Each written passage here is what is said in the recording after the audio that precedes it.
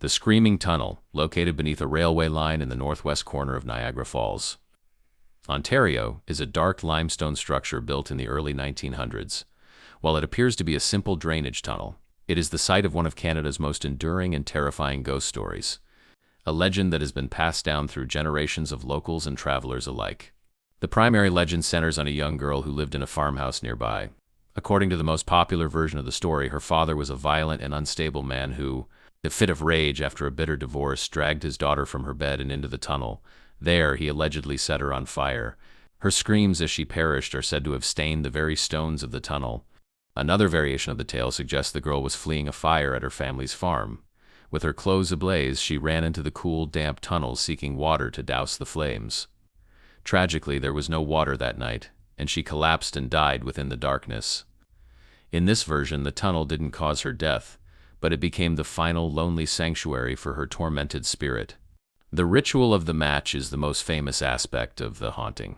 It is said that if you stand in the middle of the tunnel at midnight and strike a wooden match, the flame will stay lit for only a moment before an unnatural icy wind blows it out.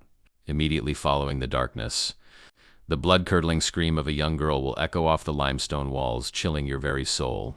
Skeptics often visit the tunnel to debunk the legend, but many leave with stories they cannot explain. One investigator reported that while his match stayed lit, he saw the distinct shadow of a small figure standing at the tunnel's exit. When he turned his flashlight toward the light, the figure vanished, but he found a single, scorched piece of vintage fabric lying in the dirt. The tunnel itself is remarkably atmospheric. It is approximately 125 feet long and 16 feet high, built with rugged, hand-cut stone.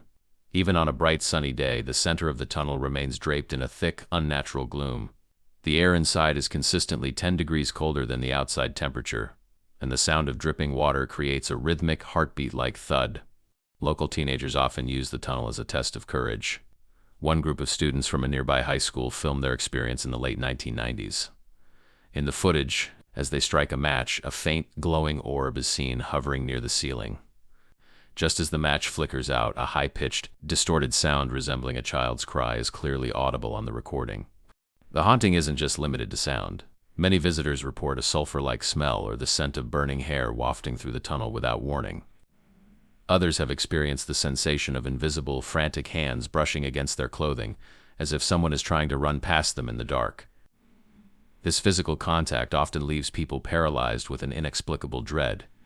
In the 1980s, the tunnel gained international fame when it was used as a filming location for the movie The Dead Zone, based on the Stephen King novel. Cast and crew members reportedly felt uncomfortable on set, with some refusing to enter the tunnel alone between takes. Claimed the energy of the place was oppressive, as if the stones were holding on to a deep, ancient secret. Some researchers believe the haunting is residual, meaning it is a loop of energy replaying a tragic event rather than an intelligent spirit. This theory suggests that the limestone, which contains high levels of quartz and water, acts like a natural recording device. The extreme emotion of the girl's death was recorded into the environment and plays back under certain conditions. However, others believe the spirit is active. There are reports of the girl following people out of the tunnel. One woman claimed that after visiting the site, she returned to her car to find a small, soot-covered handprint on the outside of her rear window. She lived miles away and had not seen anyone near her vehicle while she was at the tunnel, leaving her deeply shaken. The land surrounding the tunnel adds to its mystery. It is located near the site of several bloody battles during the War of 1812. Some believe the screaming girl is just one of many spirits in the area. Hikers have reported seeing shadow soldiers in the woods nearby, their tattered uniforms blending into the trees before they disappear into the morning mist. Despite its dark reputation, the Screaming Tunnel remains a popular spot for dark tourism. People come from all over the world to test the match legend for themselves.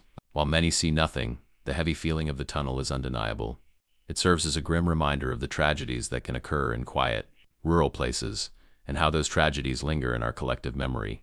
The tunnel is also a place of strange acoustic anomalies. Because of its shape and the way it was built, a whisper at one end can be heard clearly at the other. Paranormal experts suggest this acoustic focusing might explain why some screams sound so vivid. But it doesn't explain why the screams only seem to happen when a match is lit or during the dark of night. As the sun sets over the Niagara region, the Screaming Tunnel transforms. The entrance looks like a dark, hungry mouth waiting to swallow the light. Whether the story of the girl is fact or folklore, the terror people feel inside is very real.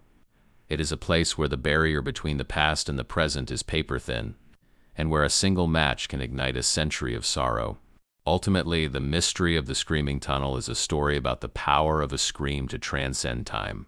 It is a haunting that refuses to be silenced by the passing of years or the skepticism of the modern world.